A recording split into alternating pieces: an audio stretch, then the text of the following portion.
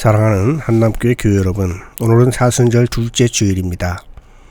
오늘은 성서일과 시편 22편 28절의 말씀과 창세기 17장 5절의 말씀, 로마서 4장 20절의 말씀, 마가복음 8장 31절에서 38절의 말씀을 통해서 결정은 내가 한다 라는 제목으로 말씀을 나누고자 합니다.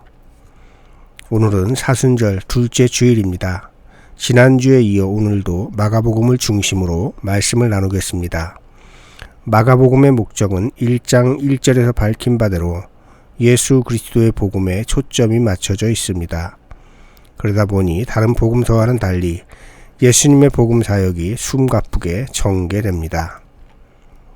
공생애가 시작된 후 예수님의 복음 사역은 귀신 들린 이들을 고치시고 병자를 고치시고 전도 여행을 하시고 배고픈 자들을 먹이시고 소외된 자들을 부르십니다. 그리고 분명하게 예수님께서 이 땅에 오신 이유는 죄인들을 부르러 오심이라고 밝히십니다. 의도적으로 안식일법을 어기시고 종교 지도자들과 논쟁하시며 이방인들까지도 품어 복음을 전하십니다. 이 모든 것이 예수님의 복음 사역입니다. 그러자 종교 지도자들과 고향 사람들조차도 예수님을 배척합니다. 하나님의 아들이신 예수님은 기쁜 소식, 즉 복음을 전하시지만 사람들은 못마땅하게 생각합니다. 사람들 생각에는 예수님의 사역이 불순한 의도를 가지고 있으며 어려서부터 예수님을 지켜본 고향 사람들도 예수가 미쳤다고 합니다. 심지어 가족들조차 예수님이 미친 것이 아닌지 우려하며 그냥 고향으로 돌아가 평범한 삶을 살아가라고 설득하려고 합니다. 하나님의 생각과 사람의 생각이 충돌하고 있는 것입니다. 하나님의 생각과 사람의 생각이 충돌하고 있지만 누구의 생각대로 역사가 진행되었는지는 우리는 알고 있습니다. 계몽주의로부터 시작된 인본주의는 신과 자연에 예속된 인간으로부터 인간의 자유성과 존엄성을 강조함으로써 만물의 척도를 인간으로 삼았습니다. 인간 중심으로 모든 것이 변화되면서 인본주의는 하나의 종교가 되어버렸습니다. 인간의 이성을 최고의 선호로 생각하기 시작했고 자연이나 신 혹은 종교 같은 것은 인간의 삶을 위한 보조적인 것으로 소비하거나 낭비해버려도 되는 것으로 전락해버렸습니다. 게다가 인간에 대한 무한한 긍정과 이를 뒷받침해주는 자유주의 신학은 인간이 하나님 나라까지도 만들 수 있을 것으로 생각했습니다. 하지만 두 번의 세계대전을 경험한 이후 인간은 전혀 합리적이지도 않고 이성적이지도 않고 하나님 나라를 만들 수 있는 존재가 아니라는 것을 알았습니다. 계몽주의 이후 인간 중심적인 삶을 살아온 결과 현재는 전 지구적인 환경오염과 기후변화, 코로나 사태와 같은 전염병에 대한 미숙한 대처와 끊임없이 이어지는 전쟁이 끊이질 않습니다. 인본주의에 근거한 인간 중심의 역사가 결국 지구 공동체를 멸망시킬 수 있는 지경에까지 온 것입니다. 현재 진행 중인 4차 산업혁명은 인간의 한계를 극복하는 대안으로 인공지능을 내세우고 있지만 그것이 인류를 구원할 수 없을 것입니다. 과학기술과 의학기술의 발달로 인간의 수명은 100세 시대를 향하고 있지만 그것이 인류에게 행복일지 불행일지는 아직 알 수 없습니다. 우리는 최첨단 과학시대를 살아가지만 안타깝게도 사람의 생각과 대안으로는 새하늘과 새 땅을 만들 수 없는 시대를 살아가고 있는 것입니다. 하나님의 생각과 사람의 생각은 늘 그렇게 달랐는지도 모르겠습니다. 그러는 중에 소수만이 하나님의 뜻에 순종했고 그 작은 빛 혹은 구루터기와 같은 이들을 통해 하나님의 은혜가 모든 인간에게 주어진 것입니다. 대다수의 사람들은 예수님을 십자가에 못 박으라 소리치고 기어이 조롱하며 죽였지만 그때 두려움 속에서 침묵으로 예수님의 죽음을 지켜봐야만 했던 이들, 무덤으로 달려간 여인들, 부활을 목격하고 예수님을 전한 사도들, 하나님의 말씀을 위해 기꺼이 자기의 목숨을 내놓았던 성인들이 있었기에 지금도 하나님의 은혜는 그치지 않고 우리에게 임하고 있는 것이라고 저는 생각합니다. 그러나 지금도 여전히 하나님의 생각을 따라 사는 이들은 소수이며 사람의 생각으로 무장한 자칭 거룩한 신앙인들이 넘쳐나고 있습니다. 지금 우리는 사실 이사야서 55장 8절의 말씀, 이는 내 생각이 너희의 생각과 다르며 내 길은 너희의 길과 다름이니라. 그 현실을 살아가고 있는 것입니다. 오늘은 성서 일과의 말씀 중에서 마가복음만 전체를 읽고 나머지는 중심 구절만 한 절씩 읽었습니다. 어떤 연결점이 있는지 살펴보겠습니다. 먼저 시편 22편 28절의 말씀입니다. 나라는 주님의 것, 주님은 만국을 다스리는 분이시다. 만국을 다스리는 분이 결정권을 갖고 계시겠죠. 창세기 17장 5절의 말씀은 내가 너를 여러 민족의 아버지로 만들었으니 이제부터는 너의 이름이 아브람이 아니라 아브라함입니다. 성경에서의 계명은 상당히 중요한 의미를 가집니다.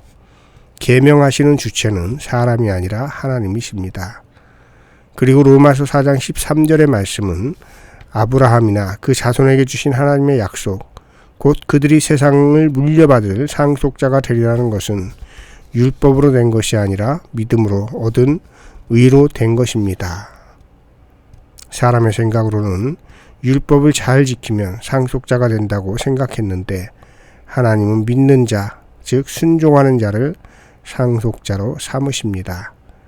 마가복음은 더 적나라합니다. 하나님의 일을 생각하지 않고 사람의 일만 생각하는 베드로에게 사탄아, 내 뒤로 물러가라고 하십니다. 성서 일과의 공통점을 한 문장으로 표현하면 결정하시는 분은 하나님이시다입니다.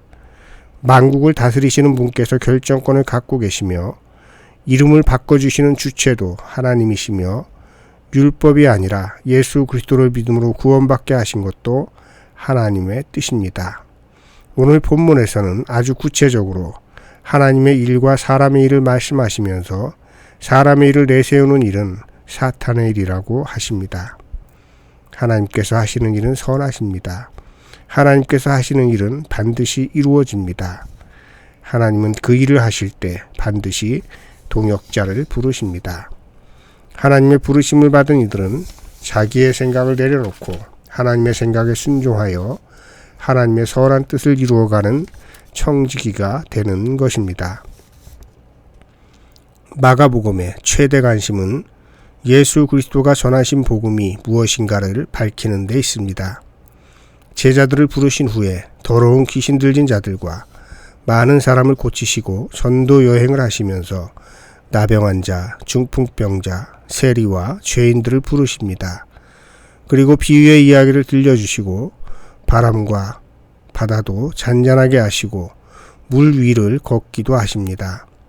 배고픈 이들을 먹이시고 이방인들도 구원해 주시며 바리새인과 장로들과 논쟁을 하시고 안식일법을 의도적으로 범하십니다. 이런 일들이 복음이라는 것입니다. 복음은 당시의 율법 규정, 즉 사람의 생각에 따라 구원 바깥에 있다고 판단되던 병자들과 이방인과 소외된 이들이 하나님의 구원 안에 있다는 것을 전한 것입니다. 그래서 기쁜 소식인 것입니다.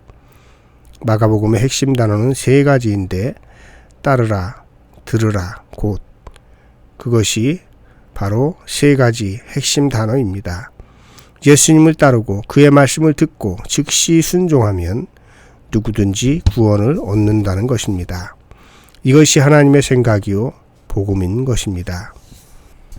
오늘 복음서 성서일과를 살펴보면 예수님께서 앞으로 자신이 겪어야 할 일을 세세하게 제자들에게 가르치십니다. 고난받으시고 배척받아 죽임을 당하고 부활하실 것을 말씀하십니다. 그러자 얼마 전 주는 그리스도시요 살아계신 하나님의 아들이십니다 라고 고백했던 베드로가 항의합니다. 그러자 예수님은 사탄아, 내 뒤로 물러서라. 너는 하나님의 일을 생각하지 않고 사람의 일만 생각하는구나 꾸짖습니다. 이 이야기를 통해서 사람의 생각과 하나님의 생각의 간극이 얼마나 큰지 알 수 있습니다. 우리는 쉽게 베드로를 비난하지만 여러분이 3년 동안 동고동락하던 스승이 더군다나 그리스도요 하나님의 아들로 여겨지는 분이 이런 고난을 당해야 한다고 하면 베드로보다 더하지 않았겠습니까?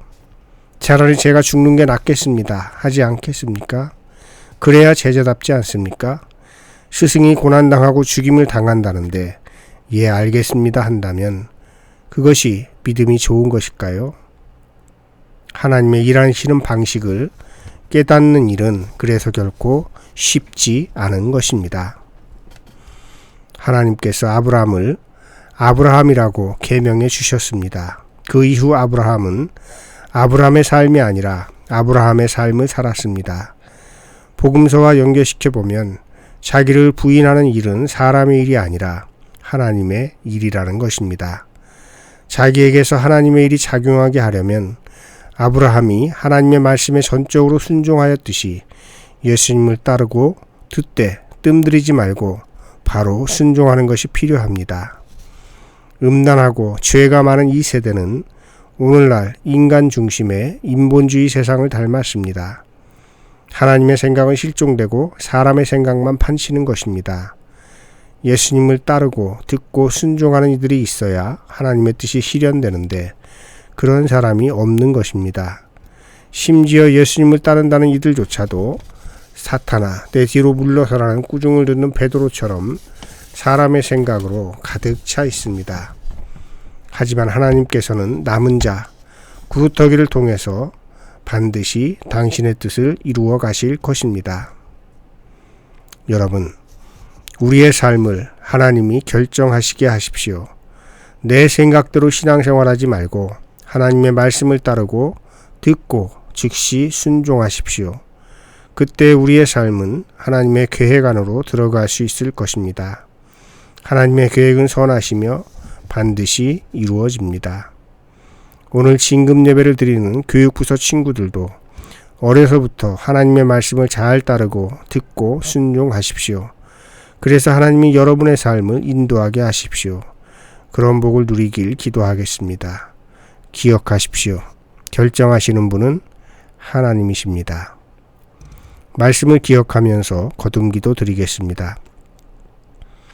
우리의 생사와 복을 주장하신 하나님, 우리는 입술로는 그렇게 고백하면서도 하나님의 생각을 헤아리지 않고 내 생각대로 살아가는 데 익숙합니다.